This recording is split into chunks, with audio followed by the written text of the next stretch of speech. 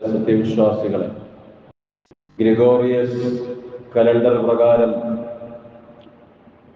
ഒരു പുതുവത്സരത്തിന്റെ ഘട്ടത്തിലാണ് നാം നിലകൊള്ളുന്നത്. മാർ ഗ്രിഗോറിയോസ് മാർപ്പാപ്പ രൂപം നൽകിയ ഗ്രിഗോറിയസ് കലണ്ടർ ജനുവരി 1 പുതുവത്സരമായി പഠിപ്പിക്കുന്നു. ആഗോളതലത്തിൽ മനുഷ്യർ പുതുവത്സര ആഘോഷ തിമിർപ്പുകളിലേക്ക് കടന്നുകൊണ്ടിരിക്കുകയാണ്. ഇസ്ലാമിനെ സംബന്ധിച്ചിടത്തോളം, മുസ്ലിമീങ്ങളെ സംബന്ധിച്ചിടത്തോളം ഈ ഒരു പുതുവത്സര ആഘോഷം നിഷിദ്ധമാണ്, അനുവദനീയമല്ലാത്ത കാര്യമാണ്. ഇസ്ലാമിനെ വെറും ആരാധനാലയത്തിന്റെ 4 ചുവരുകൾക്കുള്ളിലുള്ള ബാങ്കുവിളിയും നമസ്കാരവും ചില മന്ത്രോച്ചാരണങ്ങളും മാത്രമായി മനസ്സിലാക്കുന്ന, വിശുദ്ധ ഖുർആനിനെ ജീവിതത്തിന്റെ ഭരണഘടനയായി മനസ്സിലാക്കാൻ താല്പര്യമില്ലാത്ത, വിപണന സംസ്കാരത്തിന്റെ വക്താക്കളായിക്കൊണ്ട് എന്തിനേയും ആഘോഷമാക്കുന്നവരെ സംബന്ധിച്ചിടത്തോളം, ജാതി മുസ്ലിമീങ്ങളെ സംബന്ധിച്ചിടത്തോളം ഇത്തരമൊരു ചർച്ച തന്നെ, ഇത്തരമൊരു ഉത്ബോധനം നടത്തുന്നത് തന്നെ അവർക്ക് പലപ്പോഴും അരോചകമായിരിക്കും.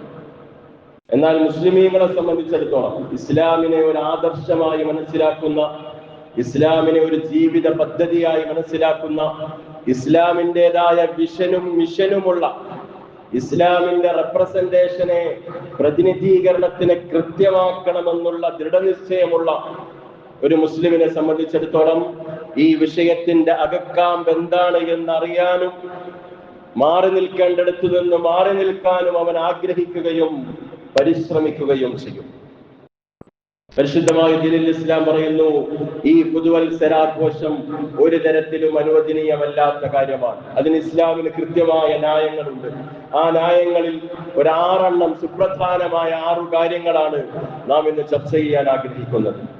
ഒന്നാമതായി, എന്തുകൊണ്ട് മുസ്ലിമീങ്ങൾക്ക് ഈ പുതുവത്സര ആഘോഷവുമായി ബന്ധപ്പെടാൻ പാടില്ല? ആത്യന്തികമായി ഒന്നാമത്തെ കാര്യം എന്തെന്നാൽ, മുസ്ലിമീങ്ങളെ സംബന്ധിച്ചിടത്തോളം അവർക്കായി സൃഷ്ടാവായ അള്ളാഹു നിർണയിച്ചു തന്നിരിക്കുന്ന കലണ്ടർ ഗ്രിഗോറിയസ് കലണ്ടർ അല്ല, ക്രിസ്തുവർഷ കലണ്ടർ അല്ല, മറിച്ച് ചന്ദ്ര കലണ്ടറാണ്. ഇത് അള്ളാഹു നിർണയിച്ചതാണ്. മുസ്ലിമിനെ സംബന്ധിച്ചിടത്തോളം അവന്റെ വിശ്വാസം എന്താണ്? അല്ലദീ ഖലഖൽ മൗത വൽ ഹയാത ലിയബ്ലുവക്കും അയ്യുക്കും അഹ്സനു അമലാ. വിശുദ്ധ ഖുർആനാണ് പറയുന്നത്, മുസ്ലിമിന്റെ ആദർശം ജീവൻ തന്നവൻ അല്ലാഹുവാണ്, മരിപ്പിക്കുന്നവൻ അല്ലാഹുവാണ്, ജീവിതവും മരണവും അല്ലാഹുവിന്റെ പിടിയിലുള്ളതാണ്. അതിൽ മറ്റാർക്കും കൈകടത്താൻ സാധിക്കാത്തതുപോലെ ജീവിതത്തിനും മരണത്തിനും ഇടയിലുള്ള ജീവിതത്തിന്റെ ചലനവിസ്തരണങ്ങൾ, ജീവിതത്തിന്റെ ഓരോ സെക്കൻഡും അത് എങ്ങനെ ക്രമീകരിക്കണം എന്നുള്ളതും അല്ലാഹുവാണ് നിശ്ചയിക്കുന്നത്. ആ അല്ലാഹു മുസ്ലിമീങ്ങൾക്ക് വേണ്ടി നിർണയിച്ചിരിക്കുന്ന കലണ്ടർ അത് ഗ്രിഗോറിയസ് കലണ്ടർ അല്ല, മറിച്ച് ചന്ദ്ര കലണ്ടറാണ്. വിശുദ്ധ ഖുർആനാണ് ഇത് പ്രഖ്യാപിക്കുന്നത്. വിശുദ്ധ ഖുർആൻ പറയുന്നു, യസ്അലൂനക അനിൽ അഹില്ല ഖുൽ ഹിയ മവാഖീതു ലിന്നാസ്. ഖുർആനിന്റെ കൃത്യമായ പ്രഖ്യാപനമാണ്. യസ്അലൂനക അനിൽ അഹില്ല, ഓ നബിയേ, താങ്കളോട് ആ ജനത ബാലചന്ദ്രനെ പറ്റി ചോദിക്കുന്നു.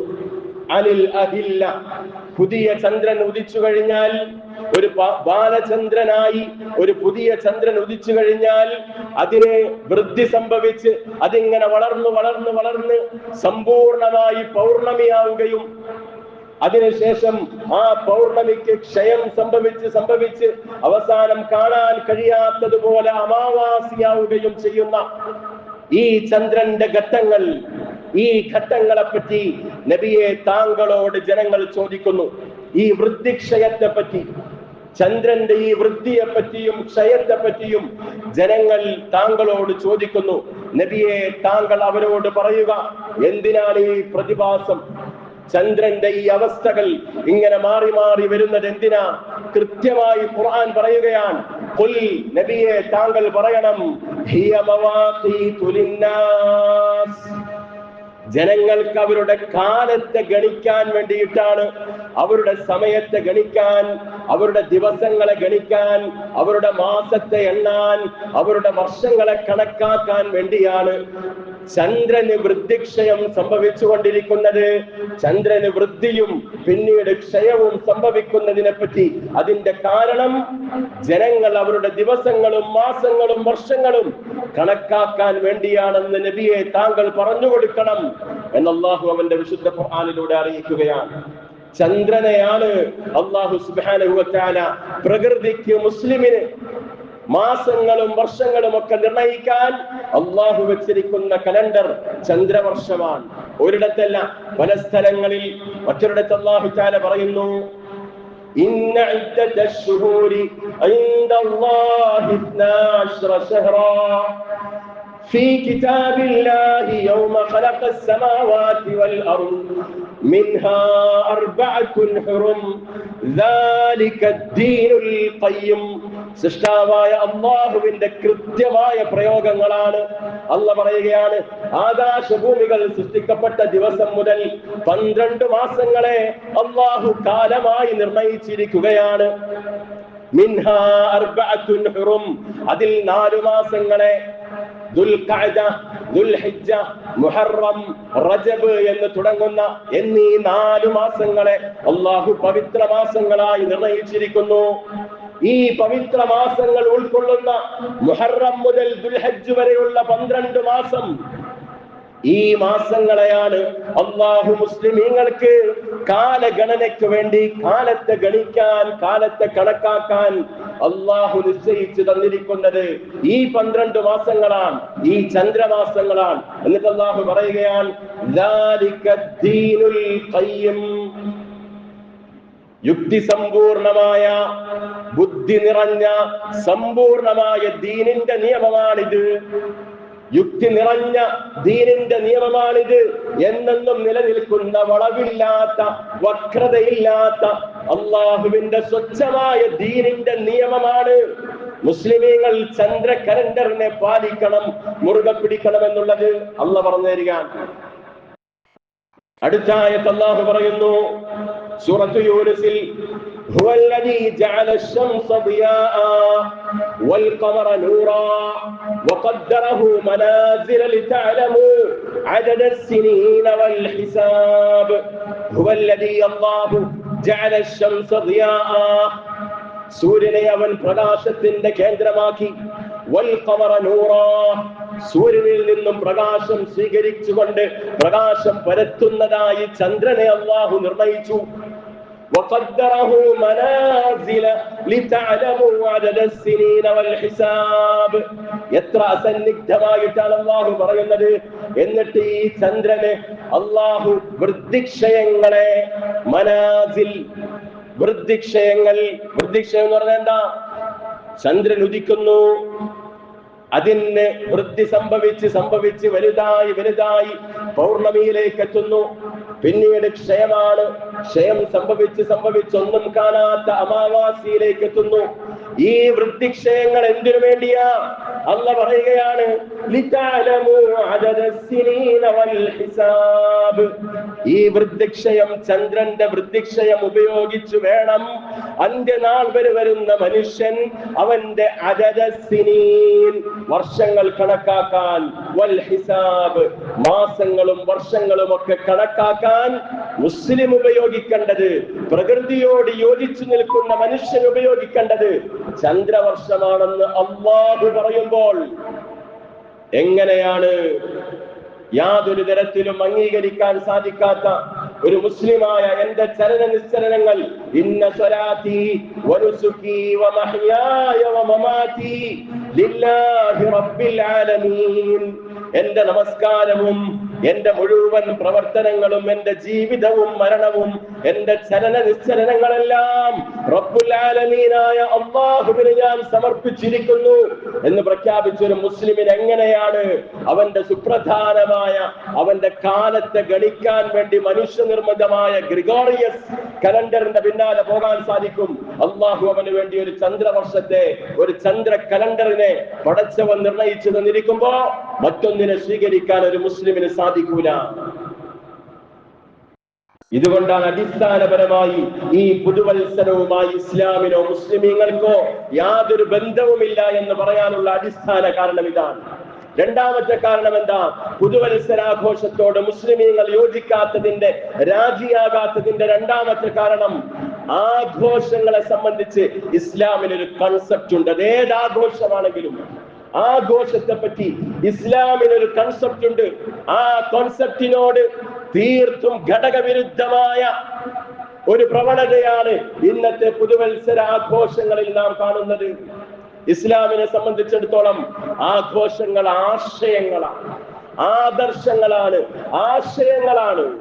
ഇതര മതസമൂഹങ്ങളുടെ ആഘോഷങ്ങൾ നാം പരിശോധിക്കുകയാണെങ്കിൽ ഇതര സമൂഹങ്ങളുടെ, അത് മതങ്ങളാകട്ടെ, മതമില്ല എന്ന് പറയുന്ന നിരീശ്വര നിർമ്മത ലിബറലിസത്തിന്റെ വക്താക്കളുടേതാകട്ടെ, അവരുടെ ആഘോഷങ്ങളെല്ലാം തന്നെയും ഒന്നുകിൽ ബഹുദൈവ ആരാധനയുമായി അല്ലെങ്കിൽ ആൾദൈവ ആരാധനയുമായി ബന്ധപ്പെട്ടതായിരിക്കും.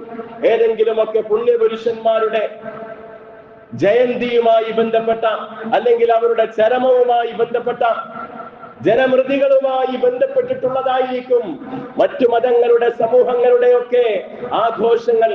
എന്നാൽ ഇസ്ലാം അങ്ങനെയാണോ? ഇസ്ലാമിൽ രണ്ട് ആഘോഷങ്ങളാണുള്ളത്, നമുക്കറിയാം. ഇസ്ലാമിൽ രണ്ടാഘോഷങ്ങൾ, ആ രണ്ടും ആശയങ്ങളിൽ അധിഷ്ഠിതമാണ്, മൂല്യങ്ങളിൽ അധിഷ്ഠിതമാണ്. ഒരാൾ ദൈവത്തിന്റെയും ജയന്തി നോക്കിയോ ചരമം നോക്കിയോ അല്ല.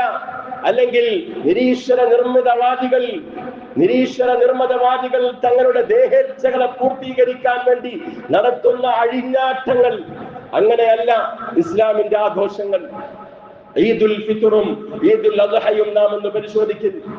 ചെറിയ പെരുന്നാൾ എന്ന് പറയുന്നത് അതൊരു പ്രകൃതിയുടെ തേട്ടമാണ്, മനുഷ്യ പ്രകൃതത്തിന്റെ തേട്ടം.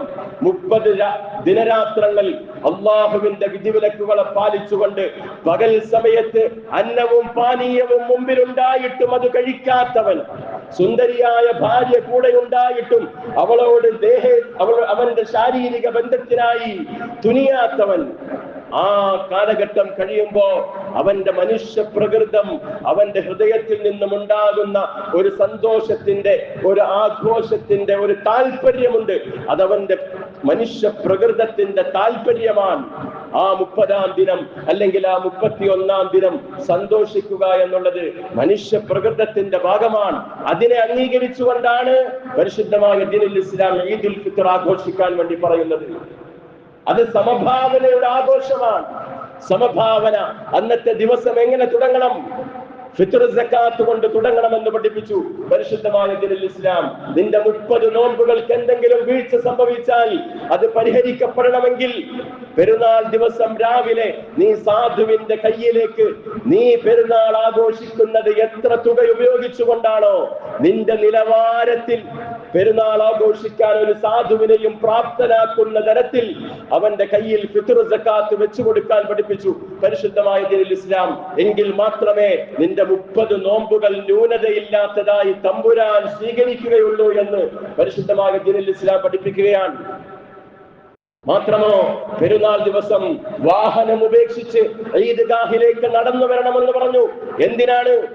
സമൂഹത്തിൽ വാഹനമുള്ള മുതലാളി ഉണ്ടായിരിക്കും, വാഹനമില്ലാത്ത സാധു ഉണ്ടായിരിക്കും. പെരുന്നാൾ ദിവസം മുതലാളിയും തൊഴിലാളിയും തിരിച്ചറിയപ്പെടാൻ പാടില്ല. സമഭാവനയും സമത്വവും പഠിപ്പിക്കുന്ന സുന്ദരമായ മൂല്യങ്ങൾ പഠിപ്പിക്കുന്നതാണ് ഇസ്ലാമിന്റെ ആഘോഷങ്ങൾ എന്ന് പറയുന്നത്. പെരുന്നാൾ ദിവസം ഈദ്ഗാഹിലേക്ക് ഒരു വഴിയെ നടന്നുപോയാൽ തിരിച്ച് ആ വഴിയെ നടന്നു വരരുത്, മറ്റൊരു വഴി സ്വീകരിക്കണമെന്ന് പഠിപ്പിച്ചു പുണ്യ റസൂൽ സ്വല്ലല്ലാഹു അലൈഹി വസല്ലം. എന്തിനാണ്?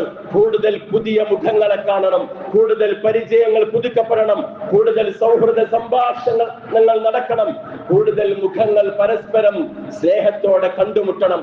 ഇങ്ങനെ സമഭാവനയുടെ, സാഹോദര്യത്തിന്റെ, സമത്വത്തിന്റെ, പരസ്പര സഹായത്തിന്റെ, കരുതലിന്റെ ആശയങ്ങളുടെ, മൂല്യങ്ങളുടെ, ആദർശങ്ങളുടേതാണ് ഇസ്ലാം മുമ്പോട്ട് വെക്കുന്ന ഓരോ ആഘോഷങ്ങളും. വലിയ പെരുന്നാളാകട്ടെ, വലിയ പെരുന്നാൾ ദിവസത്തിലെ ഏറ്റവും സുപ്രധാനമായ കർമ്മം ബലിയറുക്കലാണ്. എന്തിനാണ് ബലിയറുക്കുന്നത്? 3 ദിവസക്കാലം അല്ലാഹുവിന്റെ റസൂൽ പറഞ്ഞു, 3 1 4 ദിവസം, അയ്യാമു തശ്രീഖിന്റെ 4 ദിവസങ്ങൾ, അയ്യാമു അക്ലിൻ വശുർബിൻ, ലോകത്തുള്ള മുഴുവൻ മനുഷ്യരും നന്നായി തിന്നുകുടിച്ചു കഴിയണം. 4 ദിവസം ആരും ദാരിദ്ര്യത്തിന്റെ നോവുമായി കഴിയാൻ പാടില്ല. സുഭിക്ഷമായ ഭക്ഷണം, മാംസാഹാരങ്ങൾ കഴിച്ച് സുഭിക്ഷമായി ലോകത്തുള്ള മുഴുവൻ മനുഷ്യരും തുല്യമായ ജീവിത നിലവാരത്തോടുകൂടി അന്തസ്സായി ജീവിക്കാൻ, നല്ല ഭക്ഷണം കഴിച്ച് ജീവിക്കാൻ വേണ്ടി ഈദുൽ അദ്ഹയിൽ ഉദ്ഹിയ്യത്തിന്റെ മൃഗത്തെ അറുക്കാൻ പഠിപ്പിച്ചു പരിശുദ്ധമായ ദീനുൽ ഇസ്ലാം. ഇങ്ങനെ മൂല്യങ്ങളും സാഹോദര്യവും സമത്വവും പഠിപ്പിക്കുന്നതാണ് ഇസ്ലാമിന്റെ ആഘോഷങ്ങൾ. എന്നാൽ ഈ ആഘോഷമാകട്ടെ, ഈ പുതുവത്സരാഘോഷമാകട്ടെ, മനുഷ്യന്റെ സ്വസ്ഥത കെടുത്തുന്ന, കിടന്നുറങ്ങാൻ അനുവദിക്കാത്ത, ശബ്ദ കോലാഹലങ്ങൾ ഉണ്ടാക്കുന്ന, അന്തരീക്ഷ മലിനീകരണങ്ങൾ ഉണ്ടാക്കുന്ന, കുടിച്ചു കൂട്ടാടി സമൂഹത്തിൽ സാമൂഹിക വിരുദ്ധ പ്രവർത്തനങ്ങൾ നടത്തുന്ന, സ്ത്രീകളുടെ അഭിമാനത്തിൽ കൈവെക്കപ്പെടുന്ന ഈ തരത്തിൽ എല്ലാ അർത്ഥത്തിലും ജീർണതയുടെ ഗർഭഗ്രഹമായി ആധുനിക പുതുവത്സരാഘോഷങ്ങൾ മാറിയിരിക്കുകയാണ്. അതുകൊണ്ട് തന്നെ ഈ ഒരു ബാത്തിലിനോട് രാജിയാകാൻ, ഈ ഒരു അഴുക്കിനോട് കൂട്ടുനിൽക്കാൻ പരിശുദ്ധമായ ദീനുൽ ഇസ്ലാമിന്റെ വക്താക്കൾക്ക് ഒരിക്കലും സാധ്യമാവില്ല തന്നെ. ഇസ്ലാം അതിനെ കണിശമായ രീതിയിൽ നിരോധിച്ചിരിക്കുകയാണ്. മൂന്നാമത്തെ കാരണം എന്താണ്? മുസ്ലിമീങ്ങൾ എന്തുകൊണ്ട് പുതുവത്സരാഘോഷവുമായി ബന്ധപ്പെടുന്നില്ല? മൂന്നാമത്തെ കാരണം, ഒരു ജീവിത ഘട്ടത്തിൽ നിന്നും അടുത്ത ഒരു ഘട്ടത്തിലേക്ക് കടക്കുമ്പോൾ ഒരു സത്യവിശ്വാസിയുടെ മാനസികാവസ്ഥ എങ്ങനെയായിരിക്കണമെന്ന് ഇസ്ലാമിന് കൃത്യമായ കാഴ്ചപ്പാടുണ്ട്. ഒരു ജീവിതഘട്ടം, അതൊരു ദിവസമാകട്ടെ, ഒരാഴ്ചയാകട്ടെ, ഒരു മാസമാകട്ടെ, ഒരു വർഷമാകട്ടെ, ഒരു ഘട്ടത്തിൽ നിന്നും അടുത്ത ഘട്ടത്തിലേക്ക് കടക്കുമ്പോ ഒരു സത്യവിശ്വാസിയുടെ മാനസികാവസ്ഥ എങ്ങനെയായിരിക്കണം? പരിശുദ്ധമായ ദീനുൽ ഇസ്ലാം കൃത്യമായി പഠിപ്പിക്കുന്നുണ്ട്. ഒന്നാമതായി നന്ദിയുടെ മനസ്സുണ്ടാകണം. ഹബീബായ നബി സല്ലല്ലാഹു അലൈഹി വസല്ലമ തങ്ങൾ ഒരു ദിവസത്തെ ത്യാഗനിർഭരമായ ജീവിതം, പട്ടിണിയുടെ, പ്രയാസങ്ങളുടെ, സത്യപ്രബോധനത്തിന്റെ വഴിയിലുള്ള അതുല്യമായ ആക്രമങ്ങൾ നേരിട്ടുകൊണ്ടുള്ള ത്യാഗനിർഭരമായ ആ ഒരു ദിവസത്തെ ജീവിതം ഒരു കിടക്കയിലേക്ക് അവസാനിപ്പിക്കുമ്പോ ഹബീബായ റസൂലുള്ളാഹി സ്വല്ലല്ലാഹു അലൈഹി വസല്ലം തങ്ങൾ ദിനവും കിടക്കയിൽ ഉറക്കത്തിലേക്ക് പോകുന്ന സമയത്ത് ചൊല്ലിയിരുന്ന ഒരു ദുആയുണ്ട്. അവസാനമായി അവിടുന്ന് മൊഴിഞ്ഞ മന്ത്രങ്ങളിൽ ഒന്ന്, അൽഹംദുലില്ലാഹില്ലദീ അത്അമനി വസഖാനി വആവാനി വകഫാനി ഫകം മിമ്മൻ ലാ മുകാഫിഅ ലഹു വലാ മുഅ്വി. അല്ലാഹു തന്ന 24 മണിക്കൂർ ജീവിതം അതൊരു കിടക്കയിൽ ഉറക്കത്തിൽ അവസാനിക്കാൻ പോവുകയാണ്. ഒരു ദിവസം അവസാനിക്കുകയാണ്. പുതിയൊരു ദിവസം നാളെ അള്ളാഹു തരുമായിരിക്കും. ആ ഒരവസ്ഥയിൽ ജീവിതത്തിന്റെ പുതിയൊരു ഘട്ടത്തിലേക്ക്, ഒരു ഘട്ടം അവസാനിച്ച് പുതിയൊരു ഘട്ടത്തിലേക്ക് പോകുമ്പോ ഹബീബായ നബി പറഞ്ഞ ദുആയാണ്, അള്ളാഹുവിനാകുന്നു സർവസ്തുതിയും. അവൻ എന്നെ ഭക്ഷിപ്പിച്ചു, അവൻ എന്നെ കുടിപ്പിച്ചു, അവൻ എനിക്ക് കയറി കിടക്കാൻ ഒരു കൂര തന്നു, അവൻ എനിക്ക് സുരക്ഷിതത്വ ബോധം നൽകി. എത്രയോ പേരുണ്ട് ഫകം മിമ്മൻ ലാ മുകാഫിഅ ലഹു വലാ മുഅ്വി.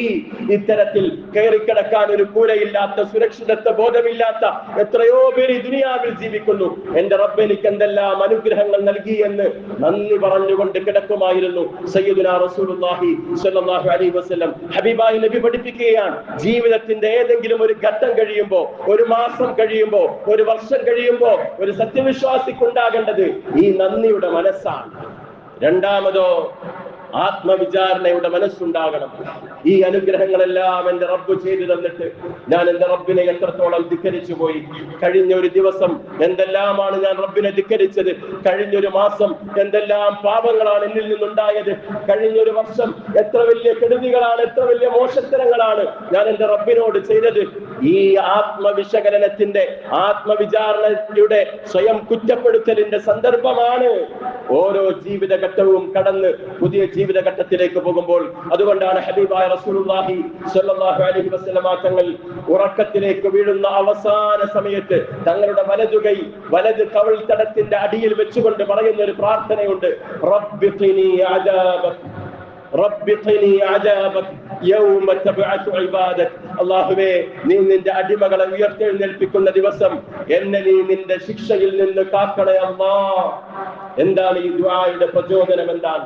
ഇന്നത്തെ ദിവസം എത്രയോ വീഴ്ചകൾ എന്റെ ജീവിതത്തിൽ സംഭവിച്ചു, ഇതിന്റെ പേരിൽ നീ എന്നെ ശിക്ഷിക്കല്ലേ അല്ലാ എന്ന് പറഞ്ഞുകൊണ്ട് വേണം ഒരു ജീവിതഘട്ടത്തിൽ നിന്നും അടുത്ത ജീവിതഘട്ടത്തിലേക്ക്, അതൊരു ദിവസമാകട്ടെ, മാസമാകട്ടെ, വർഷമാകട്ടെ, കടക്കുമ്പോൾ ഈ ചിന്താഗതിയാണ് ഉണ്ടാകേണ്ടത് എന്ന് ഹബീബായ റസൂലുള്ളാഹി സ്വല്ലല്ലാഹു അലൈഹി വസല്ലം തങ്ങൾ പഠിപ്പിക്കുകയാണ്. പുതിയൊരു ജീവിത ഘട്ടം കിട്ടുമ്പോൾ മൂന്നാമതായി ഒരു മുസ്ലിമിനുണ്ടാകേണ്ട മനോഭാവം എന്താണെന്നറിയുമോ?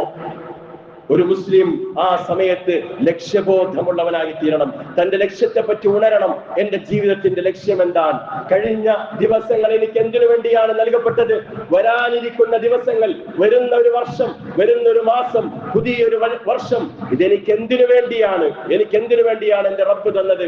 ഹബീബായ റസൂലുള്ളാഹി തങ്ങൾ എല്ലാ പ്രഭാതത്തിലും ഇങ്ങനെ പറഞ്ഞുകൊണ്ടായിരുന്നു റസൂലുള്ളാഹി സ്വല്ലല്ലാഹു അലൈഹി വസല്ലം തങ്ങൾ ജീവിതം തുടങ്ങിയത്. അല്ലാഹുമ്മ ബിക അസ്ബഹ്നാ വബിക അംസൈനാ വബിക നഹ്യാ വബിക നമൂതു വഇലൈക നുശൂർ. അല്ലാഹുവേ, നീ തന്നതാണ് ഈ ജീവിതം.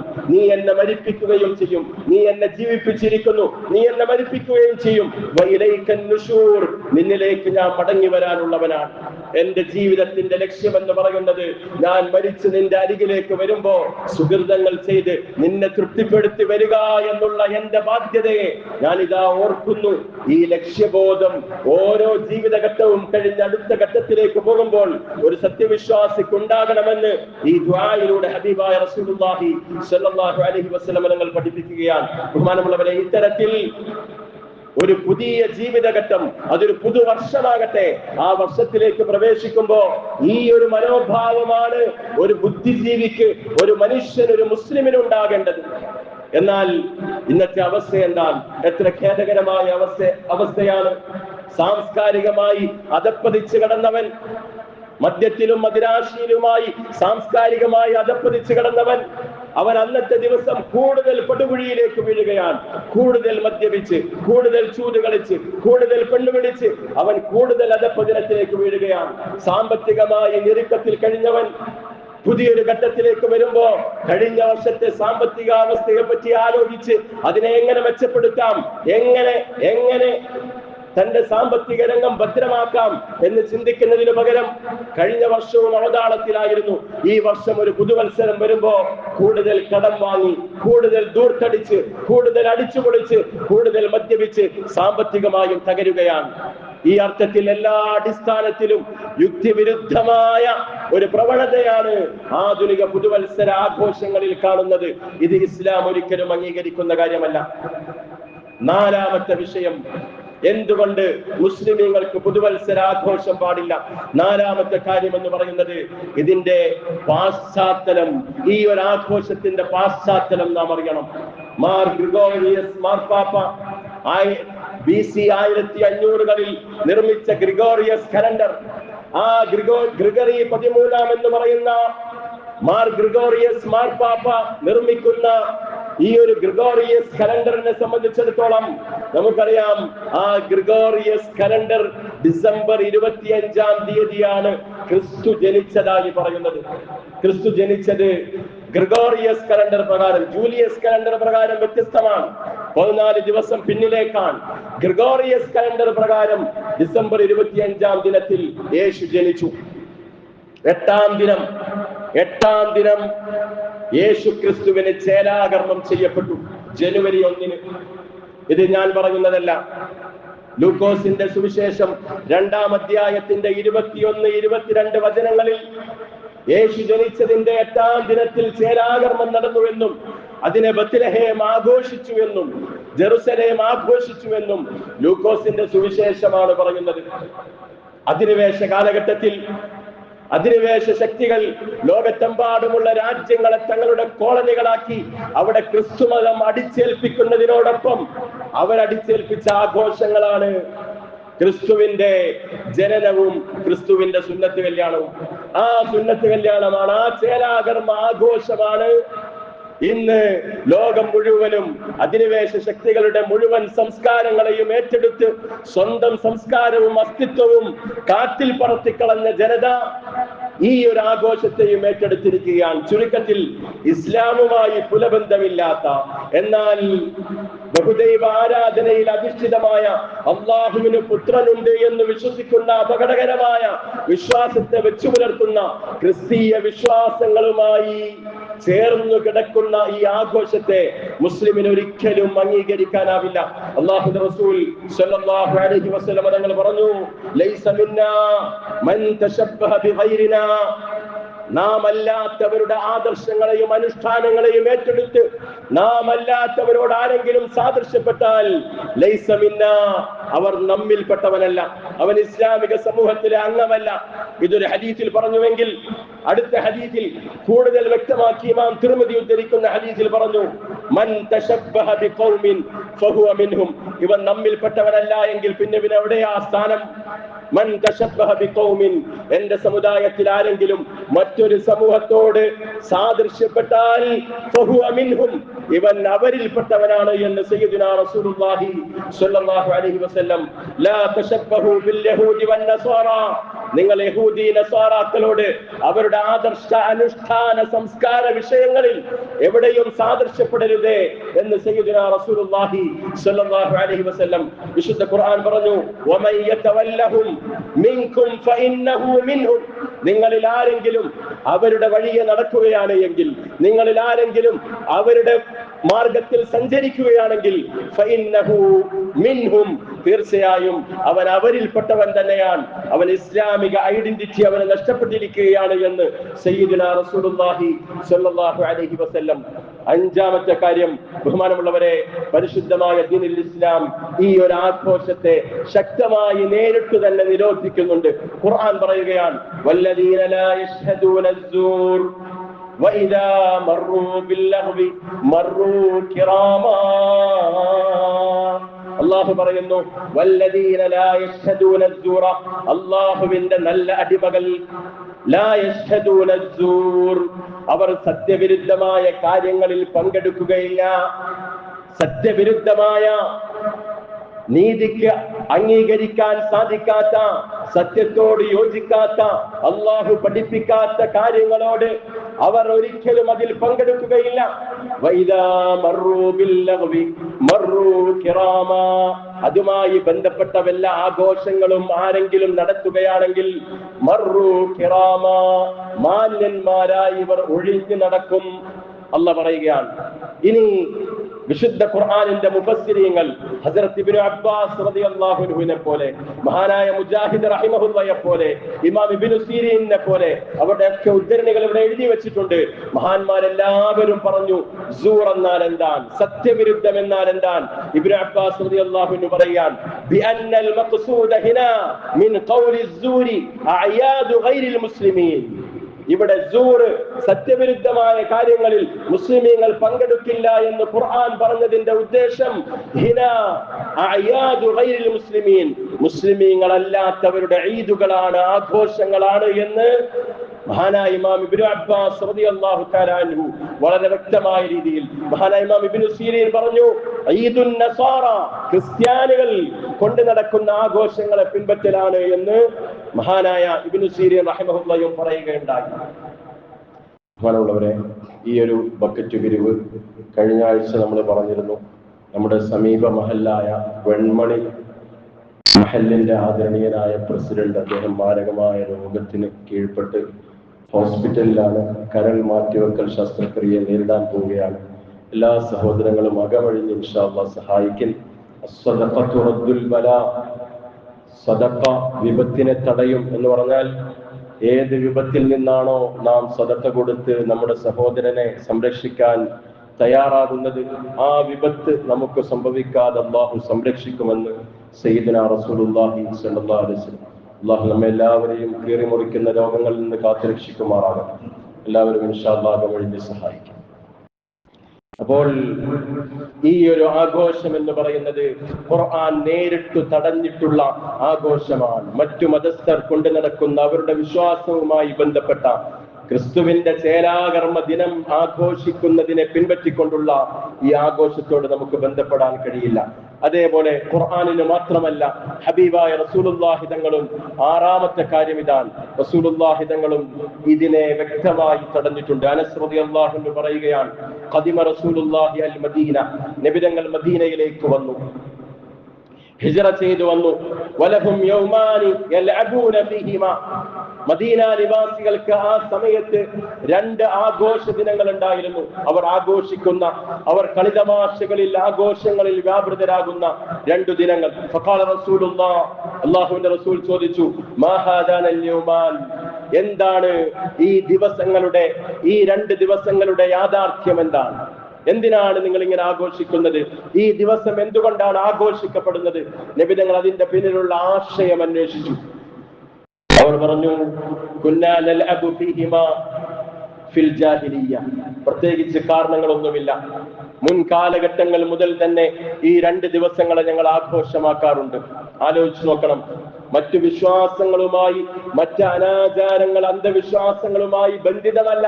പക്ഷേ ഞങ്ങൾ പണ്ട് മുതലേ ഈ 2 ദിവസങ്ങൾ ഞങ്ങൾ ആഘോഷിക്കാറുണ്ട് എന്ന് പറഞ്ഞു. എന്നിട്ട് പോലും ഹബീബായ റസൂലുള്ളാഹി സ്വല്ലല്ലാഹു അലൈഹി വസല്ലം തങ്ങൾ പറഞ്ഞു, ഖാൽ ഇന്നല്ലാഹ ഖദ് അബ്ദലക്കും ഖൈറൻ മിൻഹുമാ യൗമൽ ഫിത്രി വ യൗമൻ നഹ്രി.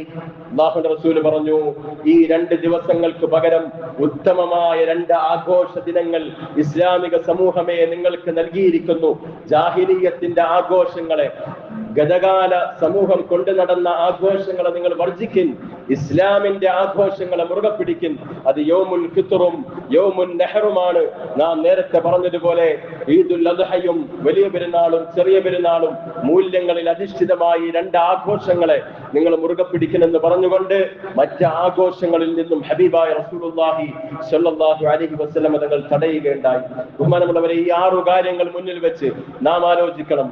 നാം ഒരിക്കലും ബന്ധപ്പെടാൻ പാടില്ലാത്ത, നമ്മുടെ ഇസ്ലാമിക ആദർശങ്ങളെ കാറ്റിൽ പറത്തുന്ന എല്ലാ തരത്തിലും മ്ലേച്ഛതകളും സംസ്കാര വിരുദ്ധമായ, നാഗരികതയ്ക്ക് വിരുദ്ധമായ അഴിഞ്ഞാട്ടങ്ങളും അരങ്ങേറുന്ന ഒരു മോശങ്ങളുടെ ഗർഭഗ്രഹമായി അധപ്പതിച്ചിരിക്കുന്ന ഈ ഒരു പുതുവത്സര ആഘോഷങ്ങളോട് മുസ്ലിമീങ്ങളെ, യുവസമൂഹമേ, നിങ്ങൾ വിട്ടുനിൽക്കിൻ. നിങ്ങളുടെ ആദർശത്തെ ഉയർത്തിപ്പിടിക്കിൻ. ഇസ്ലാമിന്റെ ഐഡന്റിറ്റിയെ ഉയർത്തിപ്പിടിച്ചുകൊണ്ട് ഏത് ബഹുസ്വര സമൂഹത്തിലും അന്തസ്സോടുകൂടി ജീവിക്കാൻ നാം തയ്യാറാകിൻ. അതിൽ മാത്രമാണ് വലില്ലാഹിൽ ഇസ്സത്തു വലിറസൂലിഹി വലിൽ മുഅ്മിനീൻ വലകിന്നൽ മുനാഫിഖീന ലാ യഫ്ഖഹൂൻ.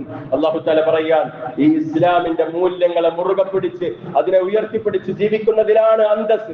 ബഹുസ്വര സമൂഹം അങ്ങനെ ജീവിക്കുന്നു എന്ന് കരുതി അവന്റെ പിന്നാലെ പോകുന്നതിലാണ് അന്തസ് എന്ന് നിങ്ങൾ വിചാരിക്കരുതേ. ഏത് സമൂഹത്തിലും സ്വന്തം ഐഡന്റിറ്റി ഉയർത്തിപ്പിടിച്ച് ജീവിക്കുക. എന്നിട്ട് അല്ലാഹു പറയാൻ, വലകിന്നൽ മുനാഫിഖീന ലാ യഫ്ഖഹൂൻ. പക്ഷേ ചില കപടവിശ്വാസികൾക്ക്, വലിയ പുരോഗമനവാദികളാണ് എന്നൊക്കെ പറയുന്ന കപടവിശ്വാസം ഹൃദയത്തിൽ കൊണ്ടു നടക്കുന്നവർക്കാണ് ഈ യാഥാർത്ഥ്യം ദഹിക്കാത്തത് എന്ന്. വലകിന്നൽ മുനാഫിഖീന ലാ യഫ്ഖഹൂൻ. അവർ നോക്കുമ്പോ എല്ലാരും ആടുമ്പോ നമ്മളിപ്പോ ആടുന്നതിൽ എന്താ കുഴപ്പം? നമ്മളൊന്ന് പോയി ഒരു പാട്ട് പാടുന്നതിൽ, നമ്മളൊരു നൃത്തം ചവിട്ടുന്നതിൽ ഇപ്പൊ എന്താ കുഴപ്പം? നമ്മൾ അതൊന്നും അന്വേഷിക്കണ്ട. ക്രിസ്തുവിന്റെ മുറിച്ചോ ക്രിസ്തുവിന്റെ ചേലാകർമ്മമാണോ, നമ്മൾ അതൊന്നും അന്വേഷിക്കണ്ട. നമ്മൾ ആഘോഷിക്കുമ്പോൾ അതിന്റെ കൂട്ടത്തിൽ ഒരു ആഘോഷം. ഇതെത്ര വലിയ അപകടകരമായ കാര്യമാണ്. ഒരു വീട്ടിൽ സ്വസ്ഥമായി മാതാവും പിതാവും മകനും, ഉപ്പയും ഉമ്മയും മകനും കൂടി ജീവിച്ചുകൊണ്ടിരിക്കുന്നു.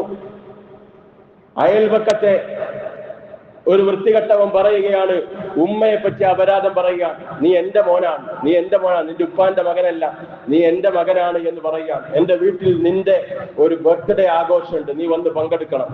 ഇവൻ അതിലേക്ക് പോകുന്നു, നന്നായി തിന്നുന്നു, പാട്ടെല്ലാം പാടുന്നു. എന്നിട്ട് പറയാണ്, എനിക്കങ്ങനെ വിശ്വാസമൊന്നുമില്ല, അയാൾ പറയുന്നതൊക്കെ കളവാണ്. എന്റെ ഉമ്മ എന്റെ ഉപ്പാന്റെ ഭാര്യ തന്നെയാണ്, ഞാൻ എന്റെ ഉപ്പയ്ക്ക് ഉണ്ടായത് തന്നെയാണ്, ഈ അയൽവാസിയായിട്ട് എനിക്ക് ബന്ധമൊന്നുമില്ല. പിന്നെ അയാളൊരു വീട്ടിൽ പരിപാടി വെക്കുമ്പോൾ നമ്മളൊന്ന് കൂടിക്കൊടുക്കണ്ടേ എന്ന് പറയുന്നത് എത്ര വലിയ അബദ്ധമാണ്. ഇതിന്റെയൊക്കെ പിന്നിലെ ആദർശം എന്താണ് എന്ന് മനസ്സിലാക്കി നമ്മുടെ ആദർശത്തോട് യോജിക്കുന്നില്ല എങ്കിൽ അതിൽ നിന്ന് മാറി നിൽക്കലാണ് നമ്മുടെ അന്തസ്സും നമ്മളുടെ അഭിമാനവും എന്ന് ഓർമ്മപ്പെടുത്തിക്കൊണ്ട് എന്റെ വാക്കുകൾ അവസാനിപ്പിക്കുന്നു. അൽഹംദുലില്ലാഹി റബ്ബിൽ ആലമീൻ. അസ്സലാമു അലൈക്കും വറഹ്മത്തുള്ളാഹി വബറകാതുഹു.